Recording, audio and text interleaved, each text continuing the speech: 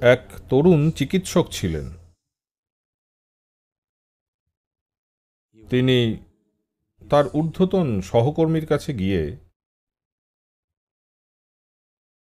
একদিন বললেন যে একজন রোগীর রোগ নির্ণয়ের ক্ষেত্রে তার কিছু সমস্যা হচ্ছে। তখন ঊর্ধ্বতন সহকর্মী বললেন, ও, স্নায়ু আর বমির সমস্যা, তাই তো? হুম।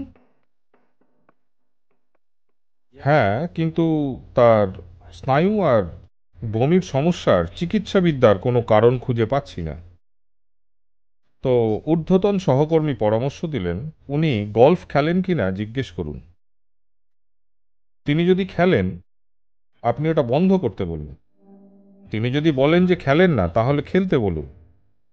উনি সেরে যাবেন। স্বাস্থ্যের ব্যাপারটা এরকম। সত্যি। কেউ কেউ বেশি পরিশ্রম করেন এবং তাদের রুগ্ন স্বাস্থ্য। অধিকাংশ মানুষই স্বল্প পরিশ্রম করেন এবং তাদেরও আজকাল রুগ্ন স্বাস্থ্য। আপনি যদি 200 বছর আগে এই গ্রহে বাস করতেন, শারীরিকভাবে আপনাকে অন্তত 20 গুণ বেশি কাজ করতে হতো এখন যা করছেন তার তুলনায়। শারীরিক শ্রম, নিশ্চিতভাবেই, তাই না? আপনাকে এই জায়গায় হেঁটে বেড়াতে হতো, আপনাকে সব কিছুই নিজের হাত দিয়ে করতে হতো, আপনাকে কমপক্ষে 20 গুণ বেশি কাজ করতে হতো। মনে হয় ভুল বলছি, 100 গুণ সম্ভবত। আপনাদের মধ্যে কারো 250 গুণ।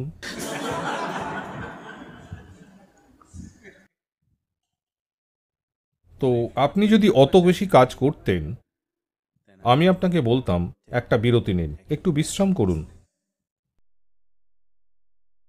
এখন শরীরটাকে কাজে লাগানো হয়নি।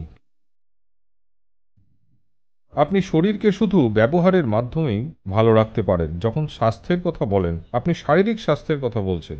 শরীরকে অবশ্যই কাজে লাগাতে হবে। শরীরকে যত ব্যবহার করবেন, এটা তত ভালো হবে। কয়েক বছর আগে আমরা যখন এখানে কয়েকজন মানুষ ছিলাম, আমি তাদের নিয়ে বেড়াতে গিয়েছিলাম। যখন আমরা হাঁটছিলাম তখনকার কথা, তার প্রায় 6 সপ্তাহ আগে নৌবাহিনীর একটা হেলিকপ্টার ম্যাঙ্গালোর থেকে ওড়ে।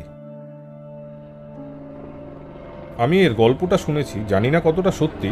মানুষ বলেন যে কিছু গুরুত্বপূর্ণ নথি ছিল সেই হেলিকপ্টারে, আর 4 জন ঊর্ধ্বতন অফিসার ছিলেন, 3 জন অফিসার এবং চালক সমেত।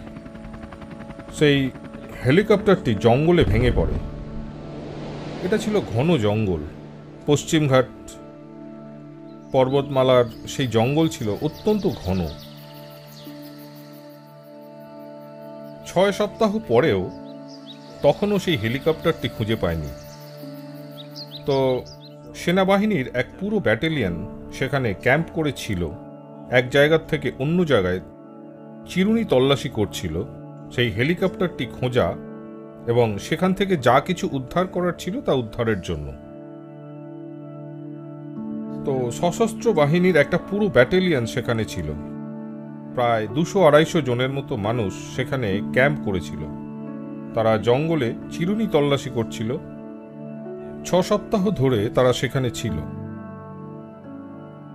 তো আমরা যখন পৌঁছালাম, আমরা এরকম যে রান্না বা সব কিছু নিয়েই সমস্যা ছিল, কারণ প্রবল বৃষ্টি হচ্ছিল। আর আমরাও সারাদিন ধরে হাঁটছিলাম এবং তারপর সেই সৈন্যদের ক্যাম্পে পৌঁছে আমরা নিজেদের অনাহত অতিথি করে ফেললাম, কারণ রান্নার ভালো গন্ধ আসছিল। আর একমাত্র তখনই আপনি খাবারের মূল্যটা বোঝেন যখন নিজের শরীরকে ব্যবহার করেন এরকমভাবে। একদিনে 20-30 কিলোমিটার হেঁটেছেন আর সারাদিনে কিছু খাননি, খাবারকে তখন সত্যিই মূল্য দেন। তাই আমরা ঢুকলাম এবং সেই অফিসার খুব উদার ছিলেন, আমাদের পেয়ে খুব খুশি হয়েই স্বাগত জানালেন। সেখানে যিনি ক্যাপ্টেন ছিলেন, সার্জেন্টদের মধ্যে একজন, ভারতীয় সেনাবাহিনীতে তাদের বলে হাবলদার। কি? হুম। হাবিলদার। তো এই লোকটি আমাদের দিকে তাকিয়েই ছিলেন আর জিজ্ঞেস করলেন, আপনারা হাঁটছেন কেন? আমরা বললাম, এমনি হাঁটতে চাই তাই। তিনি বিশ্বাস করতে পারেননি, বললেন, এমনি? আমরা এখানে 6 সপ্তাহ ধরে আছি, অপেক্ষা করছি কখন এই জিনিসটা শেষ হবে। প্রতিদিন 20-30 কিলোমিটার হাঁটতে হয় হেলিকপ্টার খুঁজতে, যেটা খুঁজে পাচ্ছি না, আর আপনারা শুধু মজার জন্য হাঁটছেন। তিনি আমাদের বিশ্বাসই করতে পারেননি যে এটা কি সম্ভব যে কেউ মজা করার জন্য হাঁটে। পায়ে ফোসকা পড়ে গেছে, ভাবুন একবার। তিনি একেবারেই বিশ্বাস করতে পারেননি। তিনি বুঝতে পারেননি যে সেনাবাহিনীতে বাধ্য হয়ে তিনি যে অনুশীলন করছেন সেটাই তাকে সুস্থ ও ভালো রাখছে। হ্যাঁ, তিনি সেটা বুঝতে পারেননি। তো স্বাস্থ্যের ব্যাপারে একটা সহজতম জিনিস হলো শুধু শরীরকে ব্যবহার করা। আপনি যদি শরীরকে যথেষ্ট কাজে লাগান, শরীরের সব কিছু আছে নিজের স্বাস্থ্যকে নির্মাণ করার জন্য। এর অর্থ কি এটা বলা যে ওটাই একমাত্র জিনিস, আমার আর কিছুই ঘটবে না, আমি পুরোপুরি ঠিক থাকবো? বরং আমি বলবো, যতটা আমাদের করা উচিত শরীরকে যদি ততটাই কাজে লাগাই, আমি বলবো এই গ্রহের 80% ব্যাধি এমনিই উবে যাবে। 80%। বাকি 20%-এর মধ্যে 10% হচ্ছে যে ধরনের খাদ্য মানুষ খাচ্ছেন তার জন্য। তারা খাদ্যের অভ্যাস বদলালে আরও 10% উবে যাবে, তার অর্থ আর মাত্র 10% অসুখ পড়ে থাকবে। সেটা হচ্ছে বিভিন্ন কারণের জন্য। এর একটা কারণ হলো কার্মিক, আর একটা হতে পারে পরিবেশগত, এবং অন্যান্য দিকও আছে দেহতন্ত্রের মধ্যে ঘটতে পারে, যেগুলোর দিকে নজর দেওয়া যেতে পারে। অসুস্থ মানুষদের মধ্যে 90% যদি সুস্থ হয়ে ওঠেন শুধু শরীরকে কাজে লাগিয়ে এবং সঠিক খাবার খেয়ে, তাহলে 10%কে সহজেই সামলানো যায়। কিন্তু এখন অসুখের মাত্রা এতটাই বেশি কারণ আমরা সঠিক খাওয়া দাওয়া করি না, অথবা খুব বেশি সঠিক খাই এবং শরীরকে সঠিকভাবে কাজে লাগাই না। তো এটা ছাড়াও জীবনের অন্যান্য দিকও আছে। খুব সহজ কথায় বলতে গেলে,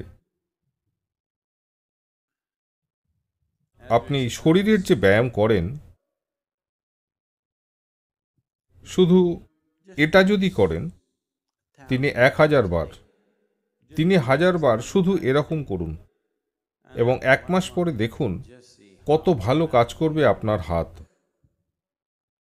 আর কিচ্ছু নয়, শুধু এখানে বসে এটুকুই করুন, দিনে 1000 বার। 30 দিন পর দেখবেন দারুণ সুন্দরভাবে কাজ করছে আপনার হাত। যদি মস্তিষ্ককে নিয়ে এটা করেন,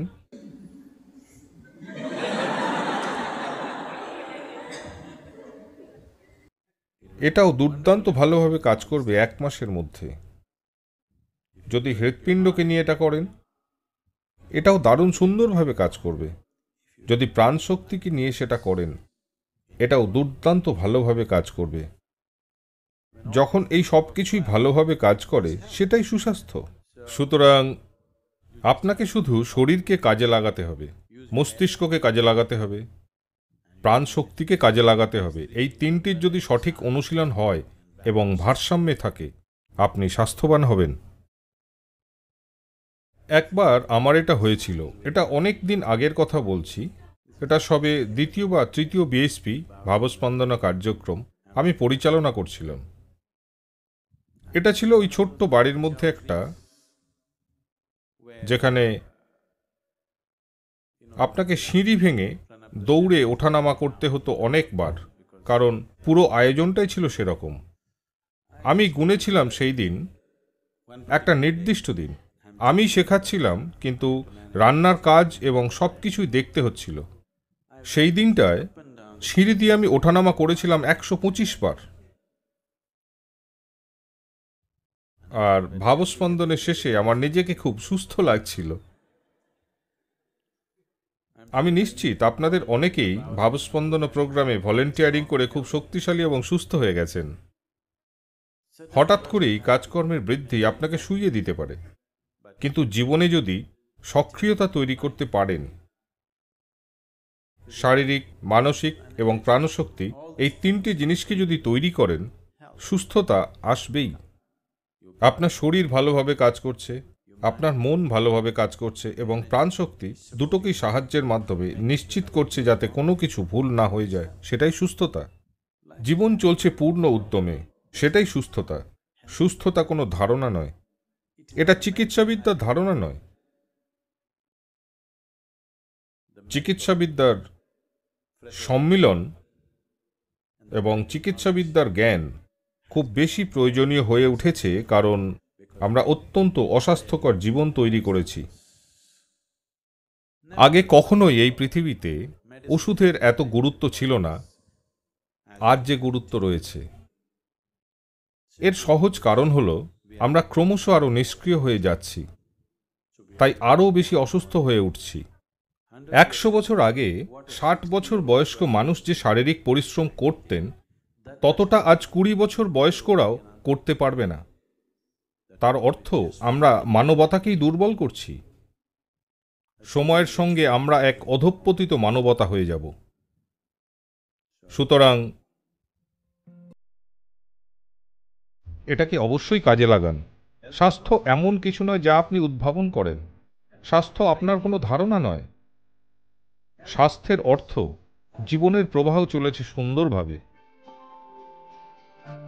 জীবনের প্রক্রিয়া চলেছে সুন্দরভাবে, সেটাই স্বাস্থ্য। স্বাস্থ্য হলো জীবনেরই পথ। আপনি জীবনকে যদি পরিপূর্ণভাবে কাজ করতে দেন, তাহলে এটা সুস্থ।